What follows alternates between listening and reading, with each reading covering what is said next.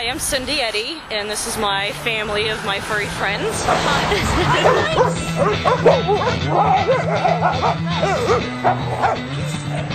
Do people think you're crazy having so many dogs inside? I think my husband does, especially. After about the fourth one, he said he was leaving, and the fifth one, he said he was leaving. After the 10th, he hasn't left yet. So, and if he does, I'll probably replace him with a couple more dogs. And I think some people initially think I'm probably crazy, but I mean, once they're there and see the whole thing, they're just kind of like cats. They'll lay down, they greet you. They're part of my family, so I really don't care. Some were found, some were wanted. The Huskies and Alaskan Huskies are definitely the ones that we use for the dog sledding, and the one Shepherd. He's a fast-moving dog. And as far as all 10 dogs living inside with the rest of the family, Cindy wouldn't have it any other way. They absolutely love it, and I mean, there's probably not much furniture that has not been chewed in my house, you know, because that's what they are, that's the breed, and you know, they're hairy, and you know, we're making it dog proof, it's all linoleum, ceramic tile, hardwood floors. It's just little tumbleweeds will float around and you just suck them up. Carpet didn't last very long at all, just, you know, and the muddy feet and everything. Like I said, if they're outside kennel dogs, you don't have that situation, but ours, they're indoors. Cindy began dog sledding 20 years ago after graduating high school and has turned it into a family passion that takes the Eddys all over the region.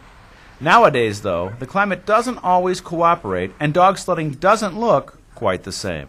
Some of the races have dwindled because there's no snow. The new races are on wheels and carts, so they're trying to make it popular again, and of course some of the people are older and have gotten out of it, and there's not a whole lot of people, but there are some in our area. A lot of them will do the distance where they're doing well over 250 miles over a period of a couple days, and we just pretty much do the sprint racing where it can be 2 miles, 3.5 miles, which is just enough. They're fast dogs. The distance dogs are slower. Her son Austin has taken over the reins racing the dogs because it can be very physically challenging.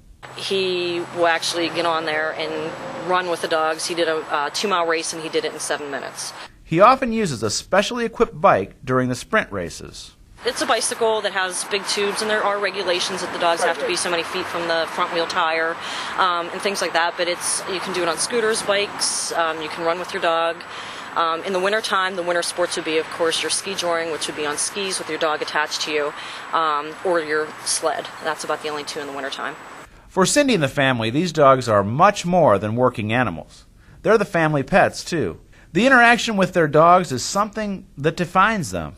I think just the satisfaction being with your family, it's all family oriented. It's something to do with your pet. It's not just tied up out back or in the house laying there, and they're still loved. They're well-adjusted dogs. All mine are indoors. You know, some of these are not, and they're outside in kennels, and you know, and they love to run. That's definitely, they love to run. But you know, I think mine there's a little closer bond, you know, just being indoors. And time traveling together has forged a wonderful relationship between parents, children, and the pets they care about. You know, I mean, I just bottom line enjoy it. I mean, it's kind of camping, you know, you're being with your family. The boys have grown up with that.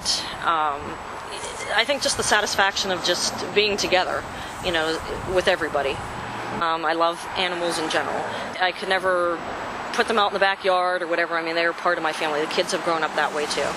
Okay, Rex. Come here, Rex.